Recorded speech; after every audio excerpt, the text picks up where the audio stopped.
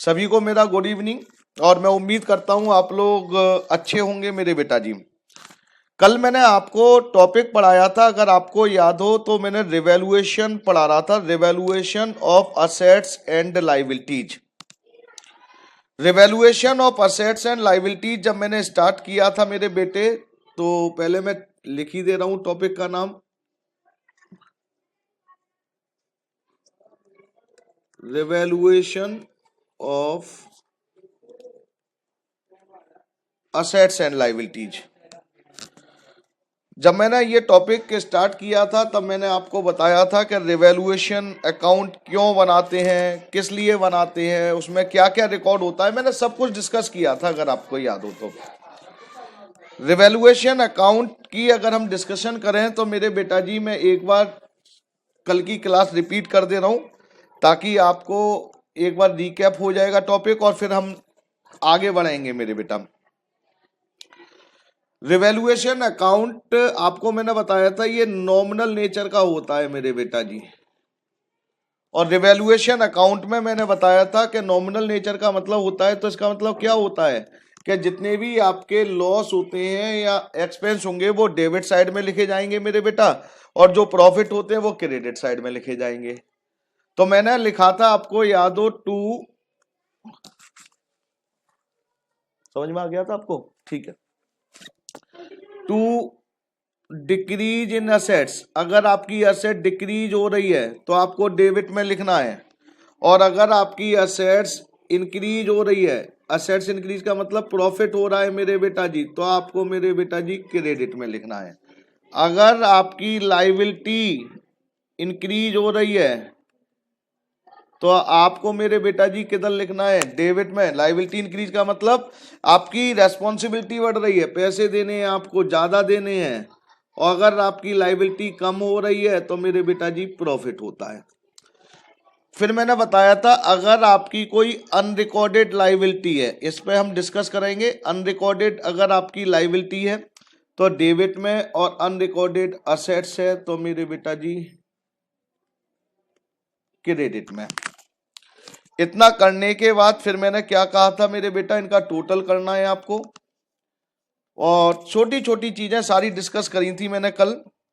और टोटल में फिर मैंने क्या बताया था, अगर आपकी credit side greater than from debit side तो आपका प्रॉफिट निकलेगा, और जो भी ये प्रॉफिट निकलेगा ये आपको ओल्ड पार्टनर में और ओल्ड रेशियो में बांटना है। अगर ये सपोज करिए मेरे बेटा जी लॉस निकला, सर लॉस कैसे निकलेगा?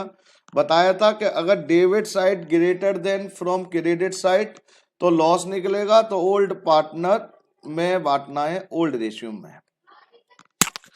फिर मैंने आपको कुछ कुछ एक्स्ट्रा चीजें भी बताई थी अगर याद हो तो, आज उसी पर डिस्कशन होना है कि अगर क्वेश्चन में ट्रांजैक्शंस में 2 लिखा हो या 8 लिखा हो तो हम डिफरेंस यूज करते हैं।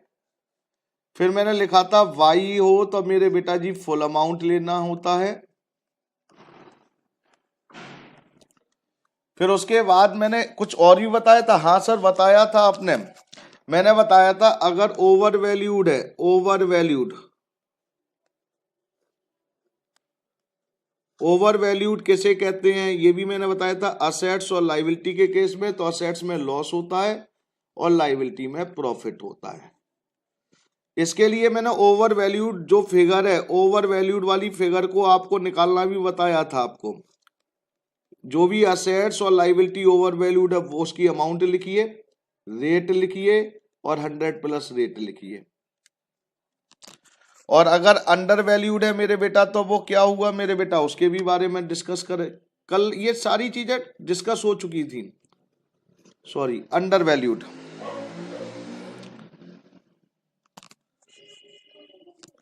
अगर अंडर वैल्यूड है मेरे बेटा जी तो आपको कहा था कि असेट्स के केस में प्रॉफिट होगा और लॉस लायबिलिटी के केस में लॉस होगा। इसका फार्मूला कैसे निकालेंगे साहब? असेट्स की वैल्यू हो या लायबिलिटी उसकी वैल्यू लिखेंगे और रेट अपॉन 100 माइनस रेट करेंगे। इन पर हमने डिस्कशन किया था मेरे बेटे, और मैंने क्या बताया था कि रिवैल्यूएशन अकाउंट में कैपिटल, रिजर्व एंड गुडविल को रिकॉर्ड नहीं करते, ये डिस्कशन हुआ था। एक चीज और बताई थी, इसका कॉन्सेप्ट क्या था रिवैल्यूएशन का। रिवैल्यूएशन में हमने याद रखना है, असेट्स और लायबिलिटी में अगर कोई इंक्रीज या डिक्रीज, केवल इंक्रीज और डिक्रीज वैल्यू लिखी जाएंगी साहब। अगर असेट्स की वैल्यू इंक्रीज और डिक्रीज हो रही है तभी रिवैल्यूएशन में लिखा जाएगा। अगर किसी असेट्स और लायबिलिटी की वैल्यू में इंक्रीज मतलब नेट चेंजेज नहीं हो रहे हैं, ना कम हो रही है ना ज्यादा हो रही है, तो हम उसको रिवैल्यूएशन अकाउंट में रिकॉर्ड नहीं करते हैं। एक सिंपल सा तरीका है। ओके, फिर मैंने आपको इतना करवाने के बाद क्या करा था मेरे बेटे, मैंने फिर आपको एग्जाम्पल 1 दिया था होमवर्क में। मैंने कहा कुछ बच्चे कर लेना, लेकिन एक बच्चे ने भेजा था बस मेरे को, आयुष शर्मा ने। उस बच्चे ने भेजा था, और आयुष शर्मा ने ही भेजा था, कह रहा सर मैंने तो कर लिया। तो मैंने चेक भी करा था थोड़ा सा उस बच्चे का। तो मेरे बेटे आज हम एग्जाम्पल फर्स्ट करने की कोशिश कर रहे हैं, जरा ध्यान से सुनेंगे सभी लोग। जिनके पास बुक है थैंक यू, जिनके पास बुक नहीं है वो बेटा क्या कर सकता हूं, सुनेंगे ध्यान से मेरे बेटा। ये लीजिए साहब, ये एग्जाम्पल नंबर मेरे बेटे जी first,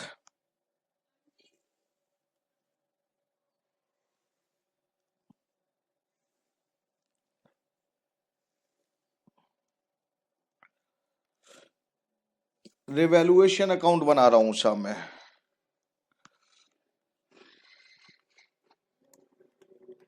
revaluation account example number first, जो कल मैंने होमवर्क में दिया था उसी को करके दिखाऊंगा।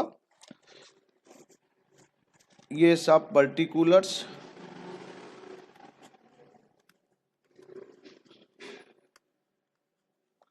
अमाउंट इन रुपीज,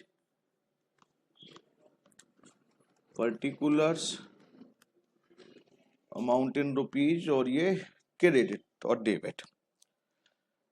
अब जरा एग्जाम्पल फर्स्ट को जरा ध्यान से देखिए अपनी नोटबुक में नहीं, बुक में सॉरी, ध्यान से देखिए। उसमें एक बैलेंस शीट दे रखी है मेरे बेटा, बैलेंस शीट दे रखी है। हाँ सर दे तो रखी है। तो अब आप कहेंगे संजय सर बैलेंस शीट दे रखी है तो आप ही दिखाओ थोड़ा सा। लो साहब कोशिश करता हूं मैं, एक बार आपको क्वेश्चन के दर्शन करवा ही दे रहा हूं। ये रहा क्वेश्चन मेरे सामने है, ये क्वेश्चन है मेरे सामने, ये रहा साहब, ये बैलेंस शीट है साहब।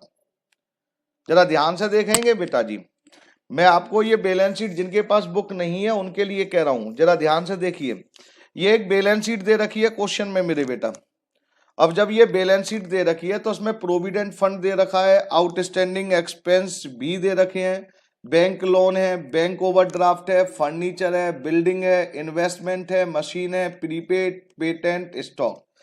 ये आइटम आपको दे रखी है असेट साइड में, और ये आइटम दे रखी है लायबिलिटी साइड में, और नीचे आपको एडजस्टमेंट दे रखी है। तो हमने इन एडजस्टमेंट की हेल्प से क्वेश्चन करना है। जैसे अब मैं पढ़ रहा हूं सब कुछ आपके सामने, जैसे लिखा है देखिए, फर्नीचर इज डेप्रिशिएटेड बाय 10%, लिखा है नहीं बेटा, फर्नीचर इज डेप्रिशिएटेड बाय 10%।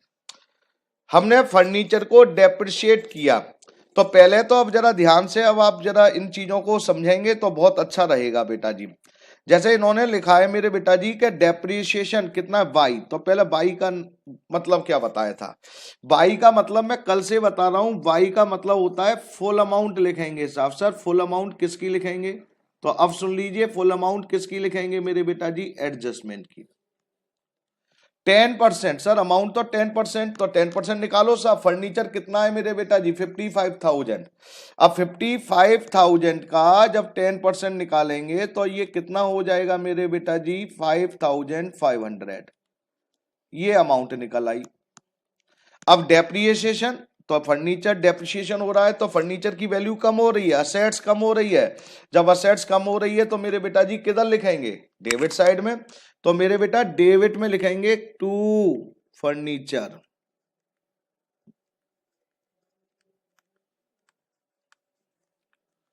$5,500 हो गया मेरे बेटा। तो इस तरह से ये करना है साहब। बिल्डिंग इज एप्रिशिएटेड बाय, अब मैं यहां लिख रहा हूं आपकी स्क्रीन पर, अब बैलेंस शीट नहीं दिखा रहा हूं, बिल्डिंग आपको दे रखी है साहब। बिल्डिंग आपको कितनी दे रखी है साहब, बिल्डिंग की वैल्यू दे रखी है 40,000। अब एडजस्टमेंट क्या कह रही है, अब जरा एडजस्टमेंट को जरा ध्यान से देखिए। एडजस्टमेंट कह रहे हैं बिल्डिंग इज एप्रिशिएटेड, इंक्रीज्ड, और वर्ड यूज क्या हुआ है साहब, वाई वर्ड यूज हुआ है, तो वाई का मतलब फिर फुल अमाउंट। जो बच्चे पहली बार कर रहे हैं अच्छी तरह से कर लें, अच्छी तरीके से, क्योंकि मेरे बेटा फिर आपको दोबारा चांस नहीं मिलेगा। ये फुल एंड फाइनल सेट हो रहा है अब हमारा ये कोर्स, एक बार आप कर चुके हैं, दूसरी बार फिर मैं करवा रहा हूं, तो इसलिए अच्छी तरह से सीखें। और कोई डाउट हो तो आप व्हाट्सएप मैसेज कर सकते हैं मेरे से, क्लास के बाद भी डिस्कशन कर सकते हैं फोन कर कर। तो बिल्डिंग इज एप्रिशिएट, तो एप्रिसिएशन का मतलब, डेप्रिसिएशन का मतलब होता है कम होना, और एप्रिसिएशन का मतलब क्या होता है मेरे बेटा, एप्रिसिएशन का मतलब उसकी वैल्यू इंक्रीज हो रही है, बढ़ रही है, तो प्रॉफिट हुआ ना मेरे बेटा जी। अब कितनी वैल्यू बढ़ रही है, 10%, तो 40,000 का 10% होता है मेरे बेटा जी 4,000, तो क्रेडिट साइड में बाई बिल्डिंग, वाई बिल्डिंग कितने रुपए से मेरे बेटा जी, 4,000 से। हो गया मेरे बेटा, मतलब प्रॉफिट हो रहा है तो क्रेडिट में लिख दो, लॉस हो रहा है तो डेबिट में लिख दो, बस यही तो है। बाई का मतलब आपने समझ लिया फुल अमाउंट। अब आप देखिए इन्वेस्टमेंट इज रिवैल्यूड एट, अब जरा रिलैक्स होकर एट के नीचे अंडरलाइन करो।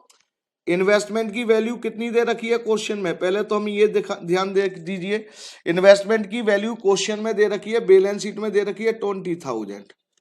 अब कह रहे हैं जी इन्वेस्टमेंट की वैल्यू एट 25,000, तो एट का मतलब क्या बताया था मैंने, डिफरेंस। डिफरेंस लेना है आपको, डिफरेंस किस किस का लेना है मेरे बेटा जी, डिफरेंस आपको मेरे बेटा जी किन का लेना है, सर किसका लेना है, अरे इनका डिफरेंस देखो, बैलेंस शीट और इसमें कितना डिफरेंस है मेरे बेटा, तो डिफरेंस 25 और 20, 25,000 हो गई, मतलब 20,000 से वैल्यू 25,000 हो गई, इंक्रीज हो रही है। इंक्रीज हो रही है तो हमारी एसेट्स की वैल्यू इंक्रीज, तो प्रॉफिट हो गया मेरे बेटा। तो प्रॉफिट हमें किधर लिखना है, क्रेडिट साइड में बाई इन्वेस्टमेंट, और एट या 2 आ जाए तो डिफरेंस लेना है सब। अगर एसेट्स की वैल्यू कम हो रही होती तो डेबिट में लिख देते, बढ़ रही है तो क्रेडिट में लिख दिया। ओके सर, फिर लिखा है सर नेक्स्ट लीजिए साहब, लिखा है मशीन इज रिड्यूस टू, फिर 2 आ गया साहब, मशीन, तो पहले मशीन की वैल्यू बताइए साहब, मशीन की वैल्यू आपको दे रखी है मेरे बेटा जी 80,000, और कह रहे हैं 2, मैंने बोला था बार बार बोल रहा हूं आज, 2 और 8 आ जाए तो डिफरेंस 80,000 थी, अब कह रहे हैं 2 का मतलब इसको, 2 का मतलब इसको 70 कर दो, तो मशीन की वैल्यू क्या हो गई, 80 से 70 कम हो गई साहब। अगर एसेट्स की वैल्यू कम हो जाए तो हमारा लॉस हो जाता है, और लॉस होता है तो डेबिट साइड में लिखना है 2 मशीन। अब कितने से रुपए से कम हुई थी मेरे बेटे, सर 10,000 से, तो मशीन अकाउंट और कितने रुपए से 10,000, तो 10,000 लिख देना है मेरे बेटा, हो गया। आगे लिखा हुआ है प्रीपेड, प्रीपेड एक्सपेंस आज ब्रॉट डाउन टू, तो पहले प्रीपेड एक्सपेंस जरा ध्यान से देखिए, बैलेंस शीट में असेट साइड में दे रखे हैं, प्रीपेड एक्सपेंस असेट्स होते हैं, और कह रहे हैं जी 8,000 थे, अब कह रहे हैं ब्रॉट डाउन टू का मतलब डिफरेंस कितना हो गया मेरे बेटा जी, कर कह रहे हैं 5, असेट्स 5,000 थी, सॉरी 8,000 थी, कह रहे हैं 5 कर दो, को 5 कर दो, तो बेटा ये भी एसेट्स क्या हो गई, कमी हो गई ना। तो 2 अगर आए, 2 8 आए तो क्या करना है, डिफरेंस करना है मेरे बेटा। तो आपकी वैल्यू एसेट्स की कम हो गई, तो आपका प्रॉफिट के लॉस, सर लॉस हुआ, तो लॉस हुआ तो मेरे बेटा जी किधर लिखेंगे सर, डेबिट में, तो 2 प्रीपेड एक्सपेंस के नाम से लिख दीजिए। कितने से कम हुआ, 3,000 से, 8 से 5 हो गई। तो अब आप ये समझिए छोटा सा काम है, लेकिन छोटा सा काम लग रहा है, लेकिन जब ये क्वेश्चन में आता है तो बच्चे पता नहीं ये भी गलत कर देते हैं। कैसे ट्रांजैक्शंस आती हैं वो सारा आइडिया मैं देने वाला हूं आज आपको। आगे आइए, provision fund is increased by, बेटा please attention, provident fund, provident fund liability होती है, फंड एक ऐसा फंड जिसके पीछे फंड लिखा हुआ है, प्रॉफिट नहीं लाइबिलिटी होती है मेरे बेटा। अब प्रोविडेंट फंड कितना दे रखा है, पहले तो ये देखिए, अब आप प्रोविडेंट फंड दे रखा है मेरे बेटे जी 10,000। अब वर्ल्ड शब्दों का यूज देखिए, provident fund increased by, by word है, बाय, बाय का मतलब फुल अमाउंट, इंक्रीज हो गई, इंक्रीज मतलब ये प्रोविडेंट फंड इंक्रीज का मतलब लाइबिलिटी इंक्रीज हो रही है सब, लाइबिलिटी अगर इंक्रीज हो रही है तो लॉस हुआ आपका, कितने से इंक्रीज, बेटा जी 2। अगर y का यूज है तो डिफरेंस नहीं लेते, ये फुल अमाउंट, ये 2000 पूरे लिख देते हैं। सर किधर? तो बेटा प्रोविडेंट फंड लाइबिलिटी होती है, लाइबिलिटी इंक्रीज हो रही है तो बताओ किधर लिखें? लॉस हो रहा है, डेबिट में लिखेंगे सर। तो टू प्रोविडेंट फंड कितने से मेरे बेटा जी? 2000 से लिख दिया मेरे बेटा जी। आगे आइए, फिर लिखा है next provident fund is increase to, देखिए वही बात है, लेकिन अब वाई की जगह क्या वर्ड यूज करा? टू। इंक्रीज टू बढ़ा दो, को कितना कर दो? 10,000 था और कह रहे हैं को 13,000 कर दो। फिर लाइबिलिटी इंक्रीज हो रही है कि डिक्रीज हो रही है? 10,000 से 13,000 हो गई सब, तो 3,000 तो ये इंक्रीज, और 2 का वर्ड है तो क्या लेंगे? डिफरेंस लेंगे। अब डिफरेंस लेंगे तो मेरे बेटा जी कितने से मेरे बेटा? 3, तो आपकी लाइबिलिटी फिर इंक्रीज हो गई, और इंक्रीज हो गई तो मेरे बेटा जी प्रॉफिट हुआ क्या लॉस? सर लॉस हुआ, तो लॉस का मतलब डेबिट में लिख दो। कितने से लॉस हुआ? 3,000 से। हो गया मेरे बेटा। Outstanding expense brought down to, अब देखिए नेक्स्ट आइटम, आउटस्टैंडिंग एक्सपेंस क्या बैलेंस शीट में है? तो ये जो बैलेंस शीट में जो आइटम दिए गए ये रिकॉर्डेड असेट्स और लाइबिलिटी है। आउटस्टैंडिंग एक्सपेंस बैलेंस शीट में दे रखे हैं तो क्या कहूंगा? ये रिकॉर्डेड लाइबिलिटी है। जो भी असेट्स और लाइबिलिटी बैलेंस शीट में गिवन होते हैं उन्हें रिकॉर्डेड असेट्स और लाइबिलिटी बोलते हैं सब। आउटस्टैंडिंग एक्सपेंस 6,000 दे रखे, कह रहे हैं ब्रॉट डाउन टू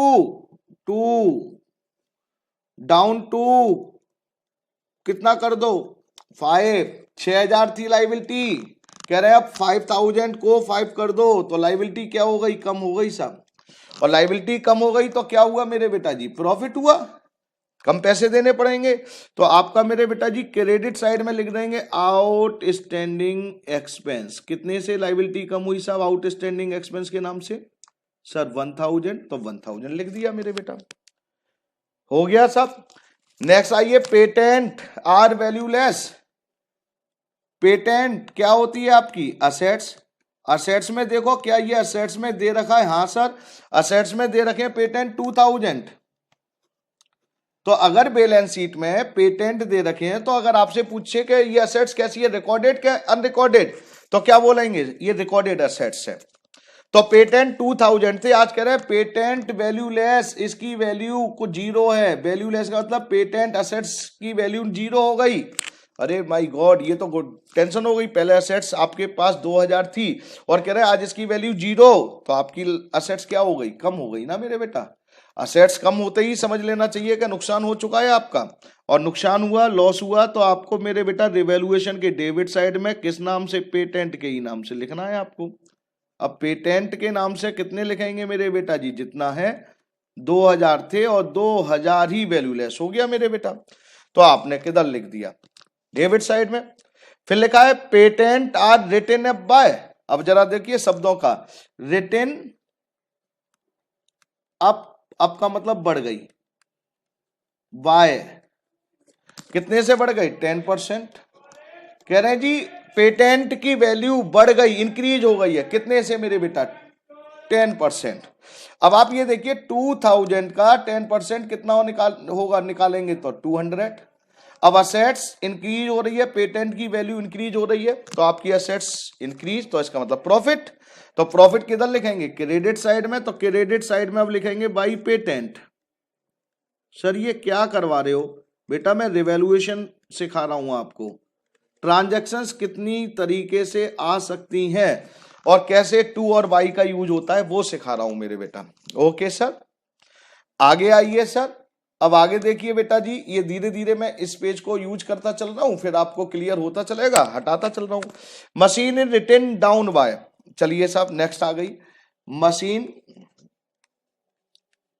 एक ही देखिए आइटम कितने तरीके से मूव होती है? 80,000 दे रखा है और कह रहे हैं रिटन डाउन। रिटन डाउन का मतलब मशीन की वैल्यू कम हो गई। वाई लिखा हुआ है साहब, कितने से कम हो गई साहब? 10%। तो मशीन की वैल्यू अगर डिक्रीज हो रही है मेरे बेटा, रिटन डाउन का मतलब क्या है मेरे बेटा जी? मशीन की वैल्यू कम हो गई, तो आपका क्या हुआ, प्रॉफिट हुआ कि लॉस हुआ मेरे बेटा? तो आंसर आता है सर ये तो मशीन कम हो रही है तो लॉस हुआ सर। ये तो जब लॉस हुआ तो मेरे बेटा कितना, 80,000 का 10% हमने जब निकालेंगे तो कितना निकलेगा, 8,000। और वाई का यूज है तो वाई का मतलब फुल अमाउंट लिखनी है सब। जब फुल अमाउंट लिखनी है तो मेरे बेटे जी कितना, पहले सोचो मशीन कम हुई क्या ज्यादा? आंसर आया सर कम हुई, लॉस हुआ है। मशीन असेट्स की वैल्यू कम हो गई तो मैंने लिखा 2 और मेरे बेटा यहां लिखा 2 मशीन। और वाई का यूज हुआ था तो इसलिए 8,000। आगे लिखा है सब, देखिए और टेक्निकल देने की कोशिश करी।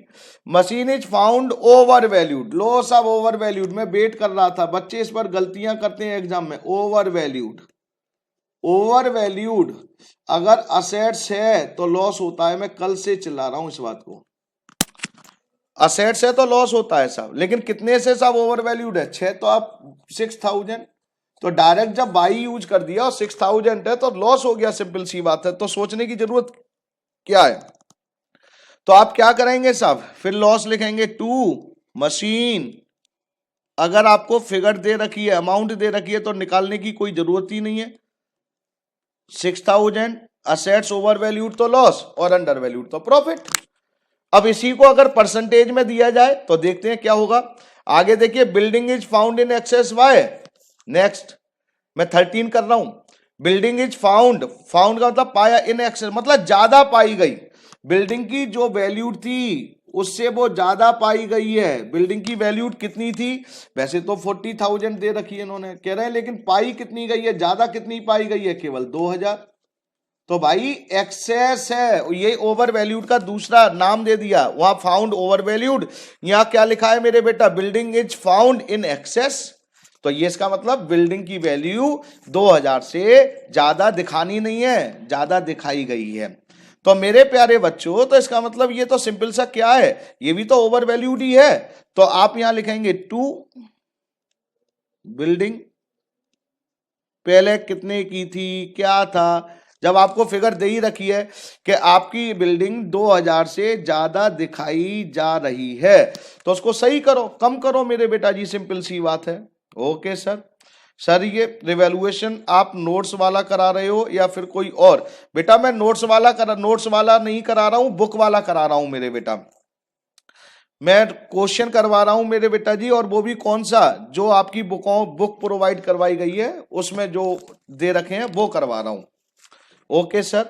आगे आइए मेरे बेटा जी, फिर नेक्स्ट लिखा हुआ है, next 14, provident fund are found under valued.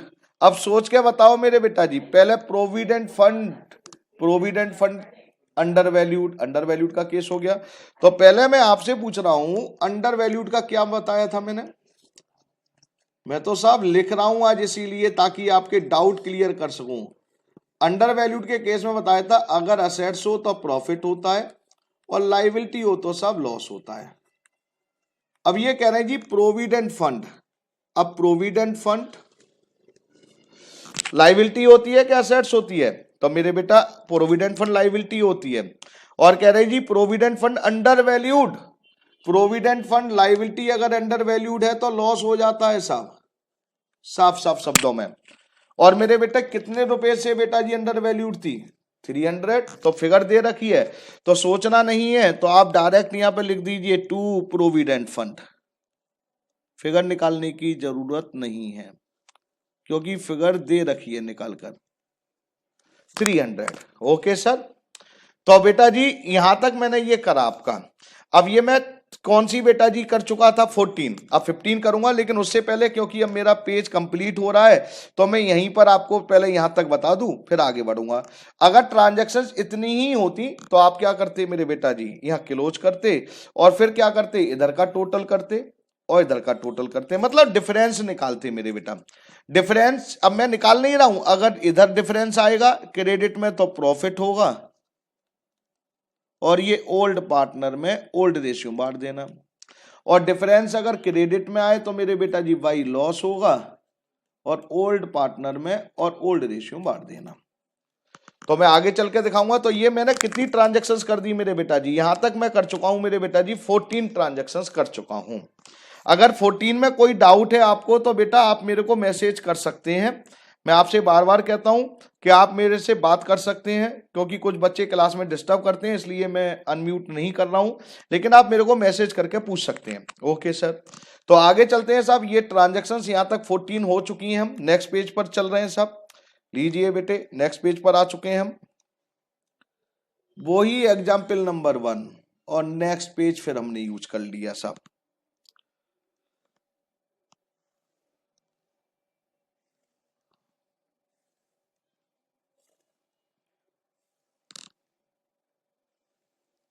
लीजिए मेरे बेटे, ये रिवैल्यूएशन अकाउंट बना रहा था, लिख दे रहा हूं मैं, उसी को कंटिन्यू कर रहा हूं। अब 15 से करेंगे साहब। सर इस पे नंबर लिख दो आप। अरे नहीं यार 15, चलो लिख दे रहा हूं बस 15 ट्रांजेक्शंस। तो क्या लिखा हुआ है? Furniture is found over valued, furniture is found over valued bye 10%। कल आपको याद है मैंने ओवर वैल्यूड के केस में मैंने आपको एक फॉर्मूला बताया था। पहले आप देखिए फर्नीचर ओवर वैल्यूड है सर, तो ओवर वैल्यूड में मैंने आपको बार बार बता रहा हूं, ये एग्जाम में आती हैं, बच्चे गलत कर कर आते हैं। असेट्स होती है तो लॉस होता है, लाइबिलिटी होती है तो प्रॉफिट। ओके सर, अब क्या था साहब? फर्नीचर। अब फर्नीचर ओवर वैल्यूड कितना है तो उसकी वैल्यू कैसे निकालेंगे? ओवर वैल्यूड है, मेरे को लिखा हुआ आया है उसमें, तो इसकी वैल्यू कितना ज्यादा है? तो मैंने कहा फर्नीचर की एक्चुअल वैल्यू निकालने के लिए आप लिखिए furniture is equal to, furniture की बैलेंस शीट में कितनी वैल्यू दे रखी है सर? 55,000। ओके 55,000 कितना ओवर वैल्यूड है सर? 10%। तो मैंने फार्मूला कल बताया था 10 अपॉन और 100 प्लस रेट, मतलब 100 प्लस रेट 10 और ऐड कर दिया साहब तो 110। तो ये 0 से 0 कैंसिल, 11 से ये गया साहब 5, तो ये निकल आया फर्नीचर कितना ओवर वैल्यूड है मेरे बेटे? केवल 5,000। मतलब फर्नीचर की एक्चुअल वैल्यू 50,000 थी, लेकिन कितने से ज्यादा और दिखा दिया? 5,000 ज्यादा दिखाए जा रहे हैं। तो असेट्स ओवर वैल्यूड होता है तो लॉस होता है, जैसे मैंने बोला, और लॉस होता है तो किधर लिखेंगे? डेबिट साइड में। तो आप यहां क्या लिखेंगे? To furniture. और कितने रुपए से लिखेंगे मेरे बेटे? केवल 5,000 से। लो, कैसे निकाली? मेरी बात समझ में आ गई? एक बार फिर समझ लो, फार्मूला क्या था? जो भी असेट्स और लाइबिलिटी ओवर वैल्यूड है वो फिगर लिखिए, ओवर वैल्यूड में रेट अपॉन 100 प्लस रेट लिखिए, और जो भी ये फिगर निकल कर आएगी फाइंड आउट होगी, अगर लॉस है तो डेबिट में, प्रॉफिट है तो क्रेडिट में। ओके सर, नेक्स्ट आइए साहब, फिर लिखा है machine is found under valued. Okay sir, under valued का क्या फार्मूला बताया था मेरे बेटे? लो फिर लिख दे रहे हैं हम, तो अंडर वैल्यूड आज इस पे एनालिसिस होगा साहब, और आपको आज के बाद ये क्लियर हो जाना चाहिए। अंडर वैल्यूड अगर असेट्स है तो क्या हो गया? प्रॉफिट। लाइबिलिटी है तो क्या हो गया? लॉस। अब क्या कह रहे हैं साहब? फर्नीचर हो गया मशीन, तो मशीन की वैल्यू एक्चुअल पता करनी है, तो मशीन की एक्चुअल वैल्यू कितनी थी अंडर वैल्यूड वो निकालना है। मशीन की वैल्यू बैलेंस शीट में दे रखी है 80,000। कितने परसेंट अंडर वैल्यूड है? 20%। तो रेट 20 और अंडर वैल्यूड में क्या हो जाता? 100 माइनस 20। 100 माइनस 20 का मतलब 100 माइनस रेट, तो 100 में से 20% लेस कर दिया तो 80 आ गया। तो साहब ये भी हमने कर लिया, ये 0 से 0 कैंसिल, 2 से 4 टाइम्स गया और 4 से ये 2, तो इसका मतलब मशीन अंडर वैल्यूड कितने रुपए थे मेरे बेटा जी? 20 निकल कर आया। मशीन अंडर वैल्यूड है तो देखिए ये असेट्स अंडर वैल्यूड प्रॉफिट होता है, तो बेटा हम प्रॉफिट बेटा जी किधर लिखेंगे? बाई क्रेडिट साइड में, बाई मशीन। कितने रुपए से अंडर वैल्यूड थी मेरे बेटा जी? जो फिगर निकल कर आई है वो लिख दीजिए 20,000, बस हो गया काम। ओके सर, ये तो बड़ा सिंपल सा था। हाँ बेटा सिंपल सा तो है ही, बशर्ते अगर आप मन से करें। Investment is taken over by the partner. अब देखिए कुछ ट्रांजैक्शंस, मेरे से एक बच्ची अनुषा है, उसने पूछा था अभी मेरे से व्हाट्सअप करा था कि सर मेरे को कुछ ट्रांजैक्शंस नहीं समझ में आई। तो अनुषा आप ध्यान से सुनना है मेरी बेटा, और सभी को कह रहा हूं कुछ ट्रांजैक्शंस ऐसी हैं जो आपको अब अच्छी तरह समझ लेनी है, क्योंकि कुछ बच्चे डाउट में रहते हैं कि क्यों नहीं आई। अरे मैंने बोला था अगर किसी असेट्स में इंक्रीज या डिक्रीज होगा तभी रिवैल्यूएशन में रिकॉर्ड करेंगे, तभी रिवैल्यूएशन में रिकॉर्ड किया जाता है, रिवैल्यूएशन में रिकॉर्ड करते हैं। रिकॉर्डेड। अगर किसी असेट्स या लाइबिलिटी में कोई चेंजेज ही नहीं हुआ, इंक्रीज वैल्यू डिक्रीज कुछ नहीं हुई, तो रिवॉल्यूशन में नहीं आएगी। अब इसमें क्या कह रहे हैं 17 में, इन्वेस्टमेंट कितना था पहले ये देखिए। इन्वेस्टमेंट की वैल्यू थी, इन्वेस्टमेंट 20,000 मैंने लिख दिया, और कह रहे हैं जी ओ taken over by the partner, इसको पार्टनर ने टेक ओवर कर लिया, किस रेशियो में, 3 और 2 में। तो कोई बात नहीं, तो आपको पार्टनर ने लिया, किसी को दिया, हमें इससे मतलब नहीं। पहले ये देखो इन्वेस्टमेंट की वैल्यू 20,000 है, क्या 20,000 की चीज ली है, क्या कम बढ़ती करके ली है? 20,000 को ही तो बांटा है। इन्वेस्टमेंट 20,000 की है तो उसकी 20,000 ही वैल्यू रहेगी, और जब हमने इसको दिया 3 और 2 में, तो इसका मतलब 12,000 ये ले लेगा, 8,000 ये ले लेगा, लेकिन वैल्यू तो चेंज नहीं हुई। 20,000 के 20,000 बट रहे हैं, सब डिस्ट्रीब्यूट हो रहे हैं पार्टनर में। तो इसका मतलब क्या है कि 17 वाली ट्रांजैक्शंस का इफेक्ट रिवैल्यूएशन में नहीं जाएगा। No recorded, no recorded due to not changes, not change in value of investment. Sir investment तो पार्टनर ले रहे हैं, पार्टनर तो ले रहे हैं, मैं कब कर रहा हूं नहीं ले रहे, लेकिन किस वैल्यू पे ले रहे हैं, उसी वैल्यू पे ले रहे हैं ना, कम बढ़ती तो नहीं हो रही ना, तो इसका इफेक्ट रिवैल्यूएशन में नहीं जाएगा। Okay sir. नेक्स्ट आइए साहब 18, half investment is taken over by X and Y. अब जरा रिलैक्स होकर फिर सुनिए, जितना घुमा सकता हूं क्वेश्चनों में आपको मैंने बुक में दे रखी है ट्रांजेक्शंस। टोटल इन्वेस्टमेंट कितनी थी, फिर लिखिए। अब आप लिख दिया जी इन्वेस्टमेंट, इन्वेस्टमेंट कितनी थी मेरे बेटा जी, इन्वेस्टमेंट की वैल्यू 20,000 थी। अब कह रहे हैं हाफ, हाफ का मतलब क्या हुआ, 20,000 का आधा 10,000, 10,000 इन्वेस्टमेंट को एक्स और वाई ने टेक ओवर कर लिया, कोई बात नहीं, किस रेशियो में, 3 और 2, तो इसका तो कुछ होगा नहीं हाफ का। एंड रिमेनिंग इज वैल्यूड, बची कितनी, 10। अब जो कह रहे हैं 10,000 जो इन्वेस्टमेंट बची थी ना, इसकी वैल्यू 10,000 नहीं है, बढ़ गई, 12,000 हो गई। तो मेरे बेटा देखिए यहां पर 20,000 की चीज हाफ 10,000, तो 10,000 को एक्स और वाई ने 10,000 मतलब आपस में बांट लिया, 3 और 2 का मतलब एक्स ने 6,000 ले लिए, 6,000 की इन्वेस्टमेंट ले ली, और वाई ने 4,000 की इन्वेस्टमेंट ले ली।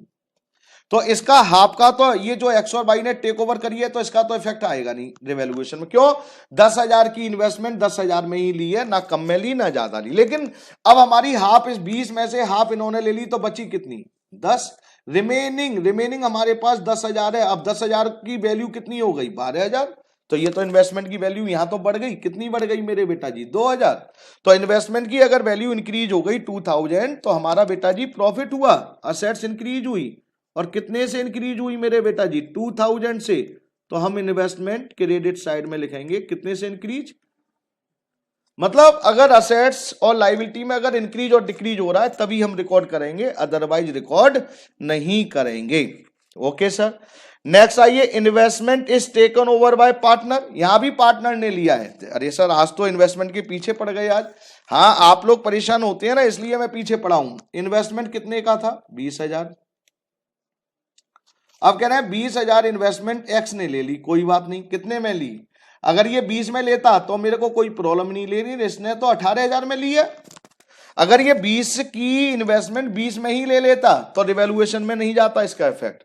लेकिन इन्वेस्टमेंट सब 20,000 की इन्वेस्टमेंट थी, और 18,000 में एक्स ले रहा है सब, तो यहां तो नुकसान हो गया ना हमारा। कितने का नुकसान हुआ, 2,000 का। अब जो 2,000 का नुकसान हुआ है, तो मेरे बेटे जी आपका लॉस हुआ, तो आप लिखेंगे टू इन्वेस्टमेंट।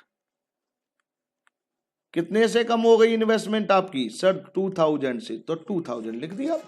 तो सिंपल सी बात है, अगर असेट्स और लायबिलिटी की वैल्यू में कुछ इंक्रीज और डिक्रीज हो रहा है तभी रिकॉर्ड करना है बेटा, वैसे नहीं करना है। Okay sir. आगे आइए साहब, stock include 3,000 of absolute item. तो पहले हम ये हटा दे रहे हैं, अब खत्म हो चुकी है।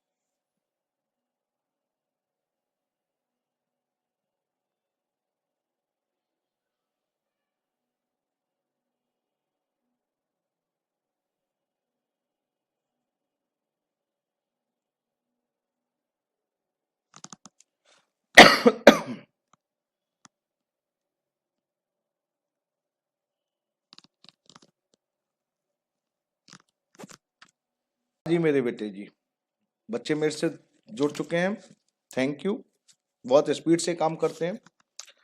तो आगे बढ़ते हैं साहब, ये मैं हटा रहा हूं, अब हम आगे डिस्कशन करते हैं। लीजिए साहब, नेक्स्ट क्या था साहब, स्टॉक 20, ये 20 ट्रांजेक्शन है। कह रहे हैं स्टॉक इंक्लूड ₹3000, बेटा एब्सोल्यूट, OBSOLUTE, एब्सोल्यूट का मतलब होता है खराब।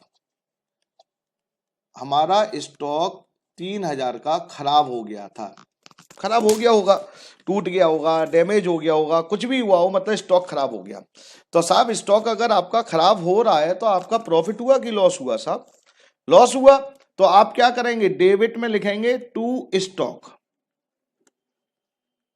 Stock account.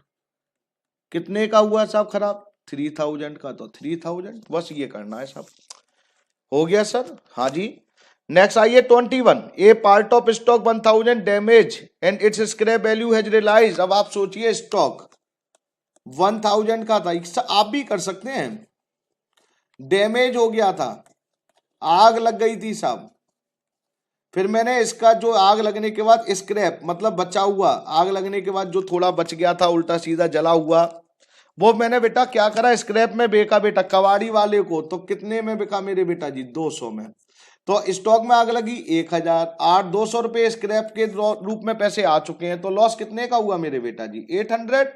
तो हमारा स्टॉक कितने का लॉस हो रहा है मेरे बेटा जी? 800। तो यहां लिखेंगे to stock account 800। Okay sir, ये तो सिंपल सी बात थी। आगे आइए सर, आगे लिखा है bank loan is paid of. अब देखिए ये कुछ कंफ्यूजन है, ध्यान से सुनिएगा सभी लोग। बैंक लोन ये लायबिलिटी साइड में दिया जाता है। बैंक लोन कितना है जरा देखो, आपकी बैलेंस शीट में दे रखा है, बैंक लोन दे रखा है 7000, और कह रहे हैं जी पेड कर दिया। अरे पेड करा होगा तो आपने कैश पे करा होगा, और कैश कितना पे किया है? कुछ नहीं लिखा, तो 7000 के बदले 7 ही हजार तो दिए। क्या आपकी लायबिलिटी कुछ कम हो गई? क्या ज्यादा हो गई? किसी से पैसे उधार लिए हैं तो देने तो पड़ेंगे ही। अब देने हैं तो बेटा कैश तो जाएगा ही, कोई ऐसे तो नहीं बातों से पे कर दिए।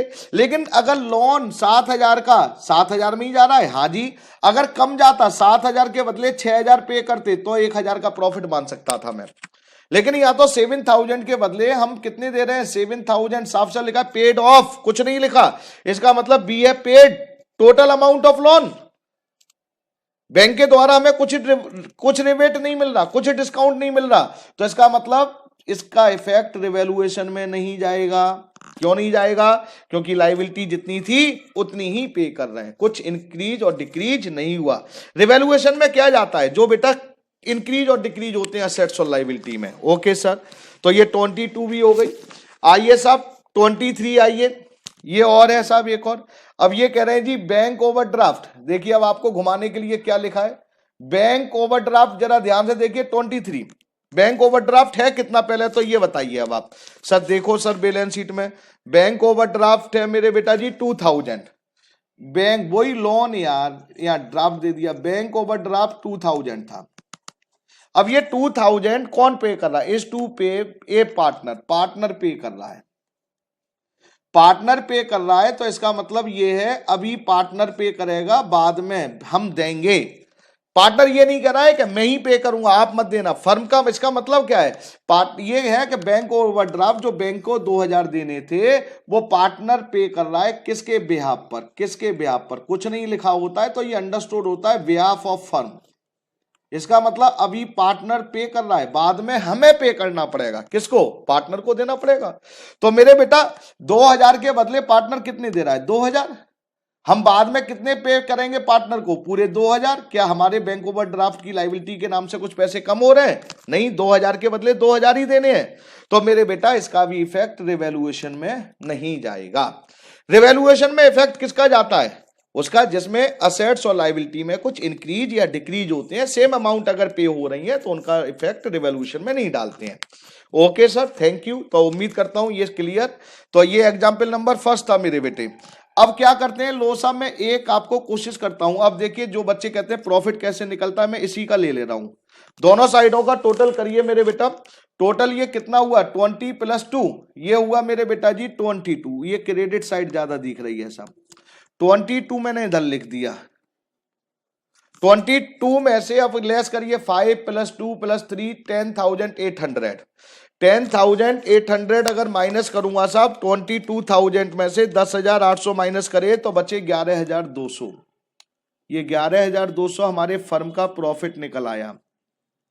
और ये प्रॉफिट हमने पार्टनर में बांटना है। जो भी हमारे पार्टनर हैं एक्स और वाई, और एक्स वाई जेड जो भी है उनको ओल्ड रेशियो में बांटना है, याद रखना। तो इस तरह से मेरे बेटा जी ये आपका एग्जाम्पल नंबर 1 कंप्लीट हुआ। अब एग्जाम्पल नंबर 2 देखिए प्लीज सभी लोग। अच्छा सर देखिए एग्जाम्पल नंबर 2 मेरे बेटा, ये रिवैल्यूएशन की सारी कंडीशन दे रखी है मैंने, ताकि आपको एहसास रहे कि रिवैल्यूएशन अगर एग्जाम में आए तो कैसे आ सकता है और आपको सॉल्व कैसे करना होता है। क्योंकि ये आपके मैंने कल भी बोला था एडमिशन में भी मिलेगा, रिटायरमेंट में भी मिलेगा, ये सारे चैप्टरों में आगे वाले में मिलेगा। तो इसलिए मैं रिवैल्यूएशन को ब्रीफली एक्सप्लेन कर रहा हूं। तो मेरे प्यारे बच्चों ये अब मैं जो रिवैल्यूएशन करने जा रहा हूं, रिवैल्यूएशन अकाउंट बनाने जा रहा हूं, ये किसका बना रहा हूं, एग्जाम्पल नंबर 2 का। ओके सर ये लीजिए साहब। अब आप कहेंगे सर ये फॉर्मेलिटी कर दो, लो साहब कर दे रहा हूं। Particulars amount in rupees, particulars amount in rupees. ये जो सेकंड एग्जाम्पल है ये सबसे ज्यादा एग्जाम में आता है, सबसे ज्यादा एग्जाम में यही आता है बेटा जी। और बच्चे बड़े कंफ्यूज होते हैं, मैं यहां लिख दे रहा हूं क्या क्या गिवन है उसमें। लीजिए साहब ये बैलेंस शीट दे रखी है, थोड़ी सी छोटी सी एक आपको आइटम दे रखी है, डेटर दे रखा है आपको, और डेटर्स कितने दे रखे हैं 20,000, और लेस प्रोविजन बना रखा है साहब, प्रोविजन फॉर डाउटफुल डेट्स बना रखे हैं कि उम्मीद है कि हमें ये बताया जा रहा है कि 1,000 रुपये नहीं मिलेंगे। ये गिवन है क्वेश्चन में, ये आपको सबसे ज्यादा एग्जाम में पूछी जाती है ऐसी एडजस्टमेंट। अब पहली एडजस्टमेंट आइए फटाफट। फर्स्ट एडजस्टमेंट लिखा है provision for bad date will be maintain eight, और मेंटेन एट कितना करना है 6% ऑन डेटर। कह रहे हैं प्रोविजन फॉर डाउटफुल डेट को 6% मेंटेन करना है। तो मेरे बेटा अब देखिए, अब सबसे पहले अब आप जब 6% निकालेंगे तो 6% किसका निकालेंगे 19,000 का कि 20,000 का, तो आंसर आता है 20,000 का। जो इनर में फिगर दे रखी है 20,000 टोटल डेटर का निकालते हैं मेरे बेटा। अच्छा सर निकालना बेटा, देखिए अब 20,000 का 6% प्रोविजन निकला हमारा कितना मेरे बेटा जी 1200। प्रोविजन बनाना 1200 और ऑलरेडी कितना है प्रोविजन 1,000। अब प्रोविजन 1,000 बना हुआ है और कह रहे हैं 1200, एट का मतलब सर एट भी तो दे रखा था। हाँ मेरे बेटा एट भी तो दे रखा है, एट ये 1200 है और प्रोविजन 1,000, तो इनका लिंक करो आपस में। एट का मतलब होता है डिफरेंस, पहले प्रोविजन 1,000 था, अब कह रहे हैं 1200 बनाना है, तो एट का मतलब डिफरेंस। तो कितना लिखना है बेटा 200। प्रोविजन अगर इंक्रीज हो रहा है भाई, प्रोविजन इंक्रीज हो रहा है, उम्मीद ज्यादा हो रही है पैसे डूबने की, अगर इंक्रीज हो रहा है तो बेटा जी loss. Provision for doubtful debts, कोई भी प्रोविजन अगर आपका कम हो रहा है तो मेरे बेटा प्रॉफिट। तो यहां तो आपका लॉस हो रहा है, 1200 बनाना है, तो आप क्या करेंगे मेरे बेटा, आप डेबिट साइड में लिखेंगे to provision for doubtful debts. कितने से मेरे बेटा जी केवल 200 से, बस ये सिखाना चाह रहा हूं। हो गया साहब, कोई डाउट किसी बच्चे को? तो अगर 8 आए 2 आए तो डिफरेंस लेते हैं। ओके दूसरा देखना provision for debt will be maintain at. अब मेंटेन कितना करवाना चाह रहे हैं दूसरे में, मेंटेन करवाना चाह रहे हैं मेंटेन एट 3%। एट आ गया डिफरेंस, अब 3%, तो बेटा 20,000 का फिर 3%। सर 19,000 का नहीं बेटा, नहीं, जो आपकी टोटल फुल डेटर है उन्हीं का बनाते हैं। तो बेटा 3% तो 600। पहले आपने प्रोविजन कितना बनाया था 1,000 और अब कह रहे हैं जी अब आपको 600 बनाने हैं। तो पहले बैलेंस शीट में 1,000 हमने मान के चला था कि 1,000 डूबने वाले हैं, लेकिन वो कह नहीं नहीं अब कम करो, तो अब प्रोविजन कम हो गया मेरे बेटा, तो अब प्रॉफिट हो गया आपका। 1000 और 600 में कितने का डिफरेंस आया मेरे बेटा जी? सर 400 का, तो प्रोविजन फॉर डाउटफुल डेट्स 400 हो गया बेटा जी। ये काम करना है साहब आपको। लीजिए साहब, 2 हो गई ट्रांजेक्शन 2 मिनट में अंदर। कितना टाइम लगता है बेटा जी अगर हम ईमानदारी से करें? और ये आपको कुछ बच्चों को लगता है बहुत इजी, लेकिन जब एग्जाम में आती है तो यही चीज टेक्निकल बन जाती है आपके लिए। तो आप अच्छी तरह समझ लीजिए। Third, provision for bad date will be increased. देखिए इंक्रीज वर्ड है, इसका मतलब बढ़ाना तो है ही अब, और वाई वर्ड यूज हो गया। Increased by 1300। बेटा प्रोविजन इंक्रीज हो रहा है तो लॉस हो गया। बाई का मतलब फुल अमाउंट दे रखी है कितनी? 1300। तो अगर प्रोविजन इंक्रीज हो रहा है तो मैंने क्या बोला आपको मेरे बेटा जी? लॉस। तो provision for doubtful dates 1300। Sir difference नहीं लेंगे बेटा, बाई है ना, बाई का मतलब क्या है? फुल अमाउंट, तो मेरे बेटा 1300 लिखा। Okay sir. अगर प्रोविजन नेक्स्ट देखिए, फोर्थ क्या था? Provision for bad date will be increased. शब्दों का खेल देखिए, इंक्रीज टू, अब 2 लिख दिया।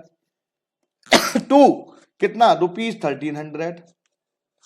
पहले कितना था? 1000, अब कितना है? 1300। 2 का मतलब डिफरेंस, पहले 1000 था, 1300 करना है। हाँ इंक्रीज तो हो रहा है सर अभी भी, लेकिन अब इंक्रीज कितना मानेंगे? 1000 1300 क्या बेटा? 300। तो इंक्रीज 2 का मतलब डिफरेंस, जितना डिफरेंस आ रहा है, तो 300। तो बेटा यहां पर अब बेटा लॉस हुआ, तो ये 2 प्रोविजन फॉर डाउटफुल डेट्स 300। तो पहले में दिए थे कि बाई और 2 में कितना डिफरेंस आ गया। अगर बच्चा ना समझे तो सारा खेल बिगड़ जाएगा। नेक्स्ट आइए साहब, provision for bad date found in access by provision of doubtful debts found, पाया गया। शब्दों को समझिए। फाउंड मतलब हमने कोई चीज खोज ली। क्या खोजी? इन एक्सेस है। कितने से एक्सेस है? बाई का मतलब फुल अमाउंट ₹200। पहले हमने कितना बनाया था? 1000। कह रहे इसमें ज्यादा है, कितने रुपए ज्यादा हैं? 200। तो बेटा ठीक करने के लिए क्या करना पड़ेगा? कम कर दो अगर ज्यादा है तो प्रोविजन फॉर डाउटफुल डेट्स कम कर दो। कितने से कम कर दो? 200। सर एक्सेस है, अरे एक्सेस पाया है तो गलती तो हो गई ना पहले, तो ठीक करने के लिए तो उसको कम करना पड़ेगा ना। तो ये बेटा अगर प्रोविजन डिक्रीज हो रहा है तो प्रॉफिट हो गया ना, तो क्रेडिट साइड में लिख देना है by provision for doubtful debts कितने से मेरे बेटा जी? 200। Okay sir.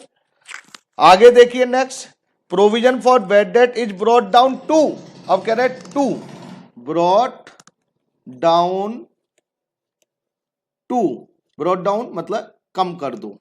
2 का मतलब डिफरेंस कितना बेटा जी? 700। पहले कितना था बेटा जी? 1000 था साहब, अब कह रहे हैं इसको 700 कर दो को। 2 का मतलब डिफरेंस, तो बेटा जी प्रोविजन कम हो गया। प्रोविजन कम होते ही दिमाग में टेंशन नहीं होनी चाहिए, खुश हो जाना चाहिए, प्रॉफिट हो रहा है आपका। क्योंकि प्रोविजन अगर कम होगा तो प्रॉफिट इंक्रीज होगा तो लॉस। तो प्रोविजन फॉर डाउटफुल डेट्स 2 का मतलब डिफरेंस कितने से कम हुआ मेरे बेटा जी? 300। Okay sir. आगे देखिए नेक्स्ट, फिर क्या करें? Next 7, provision for bad date reduced. Word देखते चलो, खेल चल रहा है बड़ा स्ट्रॉन्ग। रिड्यूस्ड वाई, कम कर दिया जाए कितने के द्वारा से? 400। रिड्यूस मतलब प्रोविजन को कम करना है। फुल बाय का मतलब 400 रुपए के द्वारा से। तो प्रोविजन कम हो रहा है सब, प्रॉफिट के लॉस। तो प्रोविजन कम होता है तो प्रॉफिट, प्रॉफिट का मतलब क्रेडिट साइड में लिख दीजिए sir provision for doubtful debts कितने रुपए से मेरे बेटा जी? 400। लीजिए सर, फिर लिखा है सर लास्ट। अब जरा लास्ट देख लीजिए। अब किसी बच्चे पे बुक नहीं है, नोट्स नहीं है, तो उसका तो मैं कुछ नहीं कर सकता ना, तो बुक तो लेनी पड़ेगी आपको, मैं कई बार कह चुका हूं। यहां पर प्रोविजन आपका बैलेंस शीट में ये भी साफ लिख दे रहा हूं, एक बार क्लियर हो जाता है आपको। लेस प्रोविजन कितना था मेरे बेटा जी? 1000 का। आउटर में थे 19,000। आज क्या कह रहे हैं? आज कह रहे हैं all debtor are goods, no provision is required. कह रहे हैं ये प्रोविजन जो बनाया था नो रिक्वायर्ड, जरूरत थी नहीं है, सारे डेटर अच्छे हैं। भाई प्रोविजन का क्या मतलब है? 20,000 थे, 1000 का प्रोविजन बनाने का मतलब क्या, मीनिंग क्या है इसका? मतलब बेटा ये है हमें डाउट था कि 1,000 रुपए नहीं मिलेंगे। लेकिन आज क्या कह रहे हैं, नहीं नहीं हमारे सारे डेटर अच्छे हैं, सारे पैसे मिलने वाले हैं, जो पहले डाउट था वो भी मिलेंगे अब हमें। तो मेरे बेटा जो डाउट था, मतलब प्रोविजन जो डाउट में चल रहा था, वो कह रहे हैं नो रिक्वायर्ड, इसकी बनाने की जरूरत ही नहीं है। और पहले हमने बना दिया तो हमने लॉस मान लिया था, लेकिन कह रहे हैं बनाने की जरूरत ही नहीं है। तो इसका मतलब हमारे प्रोविजन अब बेटा पहले बढ़ रहे थे, अब बिल्कुल कम कर देने। कितने कम कर देने? 0। तो इसका मतलब जो पहला प्रोविजन 1,000 था वो मत बनाइए, खत्म करो। तो मेरे बेटा ये प्रॉफिट हुआ कि लॉस? तो प्रोविजन तो 0 पे आ गया, कम हो गया। तो हमारा प्रॉफिट हुआ प्रोविजन फॉर डाउटफुल डेट्स के नाम से, और कितना हुआ? 1,000। तो मैं उम्मीद करता हूं ये आपको एग्जाम्पल सेकंड भी आपको समझ में आ गया होगा। ये एग्जाम्पल सेकंड मैंने इसलिए करके दिखाया था मेरे बेटा, क्योंकि अभी तो 2 और एग्जाम्पल है। अब आज देखिए कितना टाइम, कितना 1 घंटा ऐसे ही निकल जाता है, पता ही नहीं चलता अगर मन से हम क्लास लें तो, और आप क्लास लें। अब देखिए अब क्या करेंगे साहब, टोटल करा हमने। जब हमने टोटल करा तो फिर कैसे पता करते हैं प्रॉफिट के लॉस? इधर का टोटल किया था 400 प्लस 200 6, फिर 900, फिर 13 23, ये 2300, 400 1700, ठीक है 2300। इधर का टोटल कितना आ रहा है साहब? इधर का आ रहा है 18। तो ये बचा मेरे बेटा जी 500। तो ये क्रेडिट साइड में बचा के डेबिट में, डेबिट में सर तो ये क्या बोला जाएगा? प्रॉफिट। और प्रॉफिट जो भी हमारे ओल्ड पार्टनर होंगे या ओल्ड पार्टनर होंगे, उनमें ओल्ड पार्टनर में ओल्ड रेशियो में बांट देना है। बस हो गया साहब। तो रिवैल्यूएशन ये आपको मैंने क्लियर करा, एग्जाम्पल नंबर सेकंड। तो मैं उम्मीद कर रहा हूं ये आपको क्लियर होने चाहिए। लेकिन सर अभी तो 2 और बच रहे हैं। हाँ मेरे बेटा 2 बच रहे हैं, अब मैं अभी तो नहीं करवा सकता हूं, लेकिन आपको करने हैं मेरे बेटा। तो पहले मैं आपको 1 मिनट का टाइम दे रहा हूं। अगर आपको कोई डाउट हो किसी ट्रांजेक्शन्स में तो आप मेरे को व्हाट्सएप मैसेज कर सकते हैं अभी ऑन स्पॉट, और मैं आपके रिप्लाई दूंगा मेरे बेटा उन ट्रांजेक्शन्स के जो आपको अभी समझ में ना आई हो। और अगर नहीं है आपकी क्वारीज कोई तो सिंपल सी बात है, मैं एग्जाम्पल नंबर 3 और 4 ये कल करके दिखाऊंगा आपको, आज तो नहीं कर पाऊंगा। और कल फिर हम आगे बढ़ेंगे, और कल की क्लास में हम आगे भी टॉपिक पढ़ सकते हैं, मेरे को टाइम मिला तो मैं आगे भी बढ़ा दूंगा। तो मेरे बेटे पहले ये बताइए, यहां तक कोई डाउट है आपको तो मेरे से आप डिस्कस करिए प्लीज। कोई डाउट किसी भी बच्चे को, कुछ भी पूछना हो यहां तक, कोई डेटर से रिलेटेड हो, कुछ भी नहीं है? Okay sir.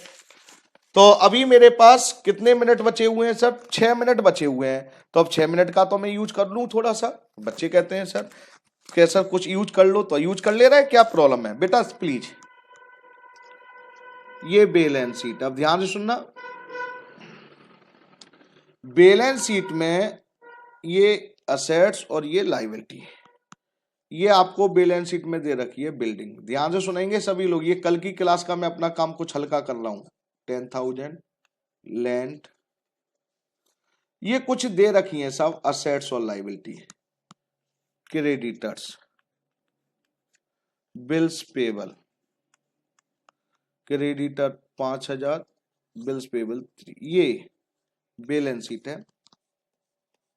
तो पहले अब आप जरा ध्यान से समझाएंगे, जो बैलेंस शीट में जो असेट्स और लायबिलिटी दे रखी हैं बेटा, इन असेट्स और लायबिलिटी को हम बोलते हैं मेरे बेटा जी recorded, recorded assets oblique liability, recorded. अब कभी कभी क्या होता है, अब जरा ध्यान से सुनना, कभी कभी क्या कल ही आ जाएंगी और मैं आपको होमवर्क में दे के जाऊंगा, फिर आप दिमाग लगा कर आना। एडजस्टमेंट, यह एडजस्टमेंट में दिया जाएगा प्रीपेड रेंट ऑफ ₹1,000, ये लिखा है साहब, प्रीपेड रेंट दे रखा है साहब।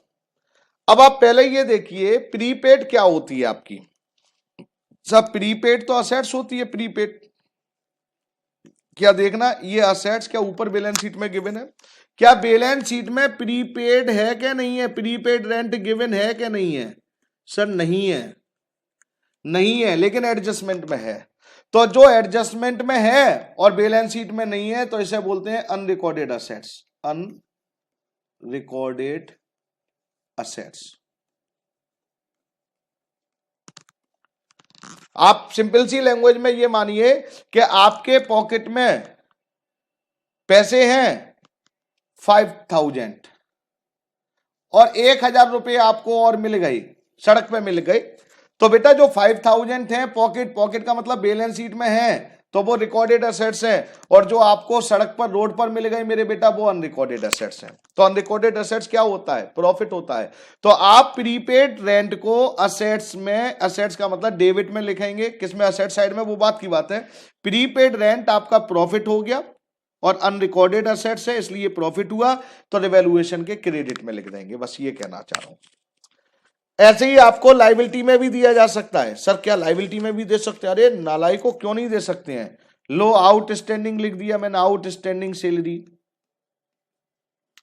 ₹500।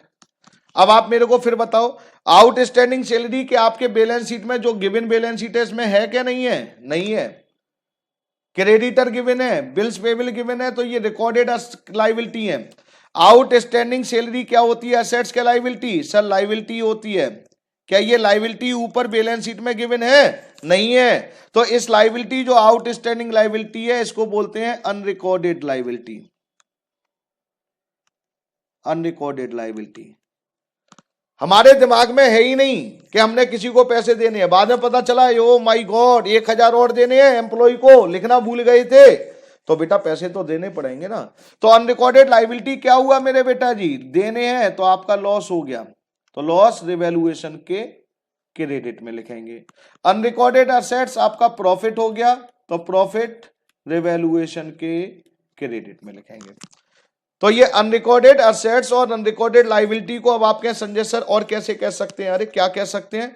कह सकते हैं those assets and liabilities which are not shown in our balance sheet. Those assets and liabilities are not shown in balance sheet called unrecorded assets and unrecorded liability. मतलब जो assets और liability हमारी बैलेंस शीट में show नहीं हो रही हैं वो हमारी अनरिकॉर्डेड असेट्स और अनरिकॉर्डेड लायबिलिटी हैं, और जो शो हो रही हैं बैलेंस शीट में उन्हें बोलते हैं मेरे बेटा रिकॉर्डेड असेट्स और रिकॉर्डेड लायबिलिटी। तो मेरे प्यारे बच्चों ये मैंने रिकॉर्डेड और अनरिकॉर्डेड बताया आपको, क्योंकि ये कल यूज होने हैं। तो अब मैं आपको होमवर्क दे रहा हूं, और होमवर्क में आप फिर एक बार फिर कोशिश करेंगे जो बच्चे पढ़ रहे हैं ईमानदारी से। एग्जाम्पल नंबर 3rd और 4th। 3rd और 4th, 3rd में जो ट्रांजैक्शन है वो 8 ट्रांजैक्शन है केवल, और 4th में ट्रांजैक्शन है 6। पेज नंबर अगर आप मेरी बुक से, जो जिस बुक से मैं करवा रहा हूं, अपनी बुक जो ऑफिस से प्रोवाइड करवाई जाती है आपको, पेज नंबर 32 और 33 पे ये ट्रांजैक्शंस दे रखी हैं। तो मैं उम्मीद करूंगा कि आप मेरा होमवर्क करेंगे, और होमवर्क कर कर फिर आप अपने को चेक करेंगे कि जो आपने किया था क्या आपका सही था कि गलत था। तो मेरे प्यारे बच्चों थैंक यू, धन्यवाद। आपने बड़े प्यारे तरीके से, बड़े ईमानदारी से क्लास ली, उसके लिए थैंक यू। और अगर आपको कोई अब भी डाउट होता है तो आप मेरे को कॉल कर सकते हैं इमीडिएट।